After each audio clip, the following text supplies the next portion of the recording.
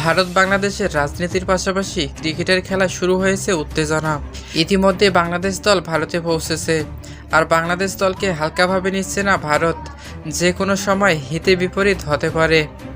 আর এদিকে একজন ক্রিকেটারের ভয়ে নানাভাবে অনুশীলন করেছে ভারতীয় ক্রিকেটাররা। তারা 2 পিচে অনুশীলন করেছে টানা 6 ঘন্টা। বলা হচ্ছে যে ইতিহাসের সেরা টেস্ট ম্যাচ অনুষ্ঠিত হতে যাচ্ছে। বাংলাদেশের টাইগার পেসারদের সামলাতে তারা বাড়তি নজর দিচ্ছে। সম্প্রতি পাকিস্তানের বিপক্ষে ঐতিহাসিক সিরিজে বাংলাদেশের ফাস্ট বোলাররা দুর্দান্ত পারফরমেন্স করেছেন। তবে ভারতীয় দলের সবথেকে অজানা নাম হলো টাইগার পেসার নাহিদ রানা। তার বোলিং অ্যাকশন নিয়ে যে কোনো ধরনের চমক এড়ানোর জন্য ভারতীয় দল তাদের উচ্চতার সমান পাঞ্জাবের ফাস্ট বোলার গুরবুর ব্রাডকে নেট বোলার হিসাবে ডেকেছে। এই 4 দিনের ক্যাম্পে তিনি রোহিত কোহলি ও অন্যদের সাথে অনুশীলন করেছেন। 19 তারিখ শুরু হবে প্রথম টেস্ট ম্যাচ।